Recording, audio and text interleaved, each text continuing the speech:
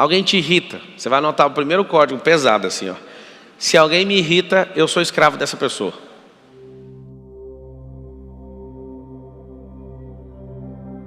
O autogoverno, então, você tem vontade de comer alguma coisa. Se você tiver com problemas emocionais, você vai comer muito mais. Você já percebeu isso ou não? O autogoverno não é forçar o seu intestino a não comer.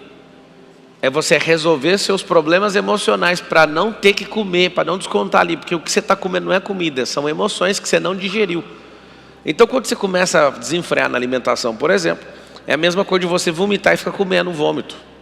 Ah não, papo, que nojeira. Mas é isso que você tinha que sentir, esse mesmo nojo das emoções mal resolvidas. Então vamos lá. Se você resolve essas questões, você não vai descontar na comida. Se você resolve seus problemas emocionais, você não vai descontar nas pessoas.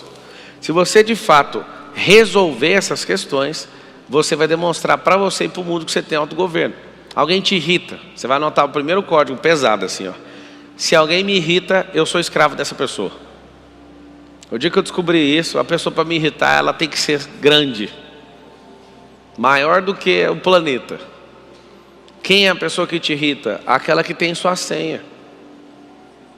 Você já percebeu que se alguém, um mendigo parar na rua e falar, um mendigo, ou qualquer pessoa, não, o próprio mendigo, o mendigo olhar para você na rua e falar assim, ô mendigo, o mendigo te chamar de mendigo, você importa?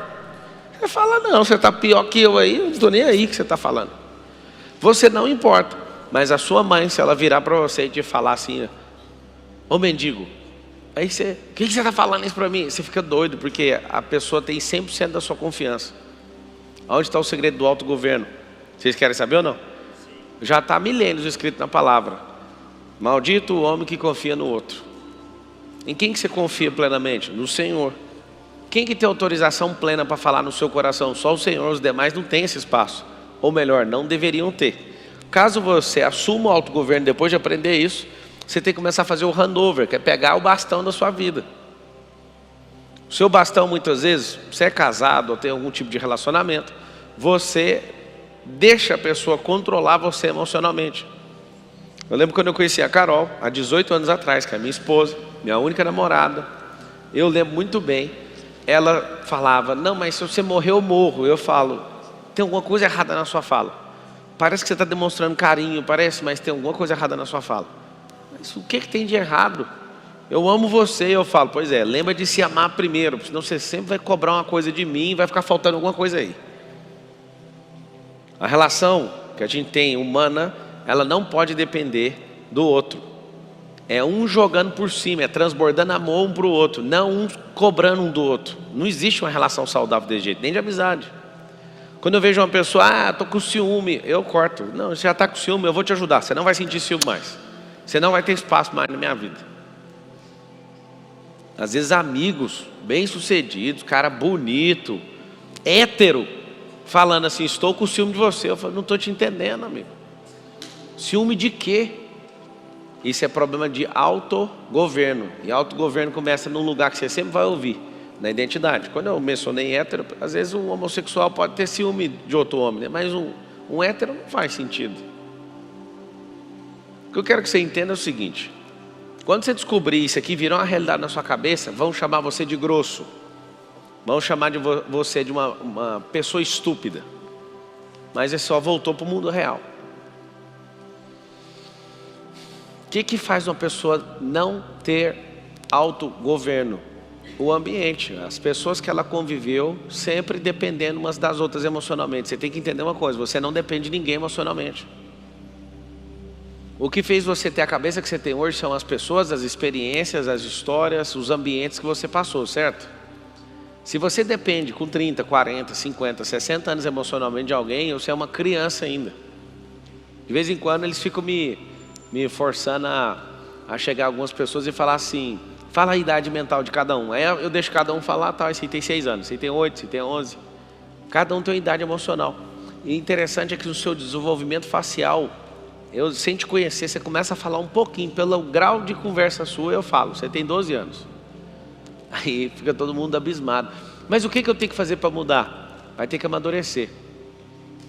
Vai ter que aprender a fazer pergunta. Vai ter que aprender a soltar lixo de dentro de você. O autogoverno é muito forte. Eu sonho com a nação onde os brasileiros têm tanto autogoverno que eles não vão falar nunca mais que o governo tem que fazer alguma coisa para eles. Se alguém fala que alguém tem que resolver um problema para você, significa que você não tem autogoverno. Ah, Pablo, mas o governo está aí para isso. Na verdade, o governo está aí para ser uma base, não um teto para ninguém. O governo tinha que ser algo que não atrapalha ninguém e que a cada ano a gestão ia melhorando, ia diminuindo imposto, até falar assim: nós estamos aqui só se precisar, tá bom? Se acontecer uma merda na sua vida. Mas é o contrário, eles colocam um teto sobre as pessoas. Por que essas pessoas aceitam um teto? Por conta de autogoverno. Quando você é pleno no autogoverno e você descobre que você pode empreender e ficar rico com isso, algum salário te agrada? De maneira nenhuma. Tem gente que começa a empreender, dá errado, a pessoa desespera, aí ela está crescendo em autogoverno, ela fala: não, eu prefiro ficar fechado, eu prefiro voltar. E tem um movimento gigantesco de gente que vai, empreende, dá errado, só que alguém não contou para essa pessoa que para empreender é obrigatório que dê errado. Nunca vi falar assim: ó, saia daí, vai empreender, vai dar certo. Não vai. A coisa mais injusta que eu conheço no Brasil é a pessoa começar a empreender. É injusto. Você olha para a legislação quer te ferrar. Você olha para todo mundo quer te ferrar. Seu funcionário, se você contratar gente aleatoriamente, ele olha para você e te culpa. E aí de você, se você prosperar, a pessoa fica louca. Ou seja, é tipo injustiça você ter um negócio. Só que o fato de você não liberar isso aqui, você vai e volta. E o pior de tudo é que quando você faz esse movimento, você fica com um trauma que você não quer mais. Por que ensinar isso a ser presidente da sua própria vida? Porque mais brasileiros vão ganhar com isso. Quanto mais você der certo na vida, mais gente vai ganhar com isso. Se você de fato entender o que eu estou falando, você vai falar: cara, todo dia eu vou melhorar. Todo dia eu vou me conectar com gente para minha cabeça abrir. Então a principal coisa é entender esses 3 movimentos aqui. Todo mundo acha que é 2, mas é 3. Quando Jesus fala assim, ó, lá no Velho Testamento, tem os 10 mandamentos e 603 ordenanças. 613 ordenanças. Aí chegaram em Jesus: e aí, o que é o principal? Aí Jesus fala: amar a Deus sobre todas as coisas e o próximo como a ti mesmo. Você repara que é 2 frases? São 2. Amar a Deus sobre todas as coisas e o próximo como a ti mesmo. Para onde você está vendo 3? Amar a Deus sobre todas as coisas e o próximo como a ti mesmo. Então não tem amor ao próximo se não tiver amor a ti mesmo. E eu sei que alguns não têm preparo emocional para entender o que eu vou falar agora. Mas não existe esse papo furado de amar os outros sem amar a si próprio. Você é aquelas pessoas que violentam as outras emocionalmente. Quando você não entende o valor do amor próprio, significa que você vai usurpar alguém. Significa que você vai colocar alguém refém emocionalmente. O autogoverno começa o seguinte: o que Deus quer? O que Deus acha? O que Deus acha não, perdão. O que Deus tem certeza ao meu respeito? Esse é Deus. Deus tem certeza sobre você, Ele não tem dúvida. Eu amo quando alguém fala: você nunca vai chegar nisso. Eu falo: infelizmente Deus falou, então vai ter que passar por cima da minha vontade e da sua opinião, que não vale de nada. Se Ele falou, está falado. De Gênesis a Apocalipse são 66 livros. Nunca vi Deus perder uma palavra que Ele falou. Uma coisa que eu fico abismado, e você precisa saber disso, até para você entender quem é Ele, quem é a palavra dEle. O que Deus fala é tão forte que o diabo acredita mais nessas palavras do que você. O diabo se empenha de todo o corpo, alma e espírito, porque ele sabe que a palavra de Deus não volta. Mas o que ele faz é: eu sei que a palavra dele não volta atrás, mas eu posso te enganar para essa palavra demorar a cumprir na sua vida.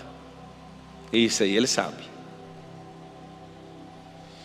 Por que autogoverno? Porque se você descobrir quem você é, você descobre quem ele é. Qualquer um dos 2 primeiros você vai achar. Descobriu quem você é, você vai falar: mas de onde que eu vim? Dele. Você descobriu quem ele é, você sabe quem você é. Esse é o problema, não é bom que você saiba disso. Várias gerações fizeram com que a gente não desconfiasse de fato quem nós somos, a nossa identidade. Um certo cara chamado Charles Darwin, ele falou: não, nós viemos do primo ancestral do macaco, é suficiente para vocês, tá bom? Tá bom. Aí uma corrente doutrinária, acadêmica, mundial começou a pregar essa merda.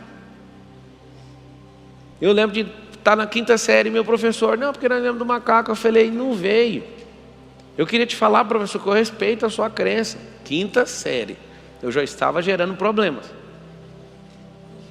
Eu falei, minha família veio do Éden, do Adão, da Eva. E eu respeito a sua que veio do macaco. Aceita a sua, eu aceito a minha e a gente não briga.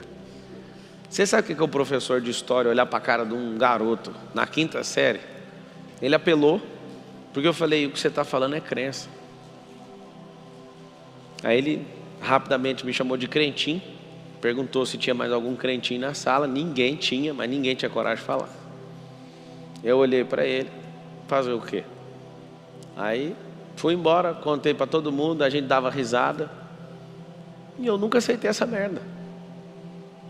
Meus filhos falam, então, nós aprendemos um negócio aqui. Eu falo, isso aí não existe. Mas foi a professora que falou. Eu vou fazer um curso para as suas professoras. Eu convidei todas as professoras lá em Goiânia, dos meus filhos. Eram 6 professoras na escola que eles estudavam. Eu vivo desbloqueando um monte de gente, fazendo doideira. Eu falei, eu esqueci de desbloquear as professoras. Aí convidei todas para vir no MEDP e fiquei olhando os bloqueios de cada um. Você não acredita.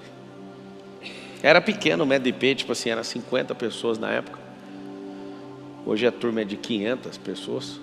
E dava para ficar olhando. Quando a minha mãe foi, eu fiquei assim, deixa eu ver os bloqueios da minha mãe.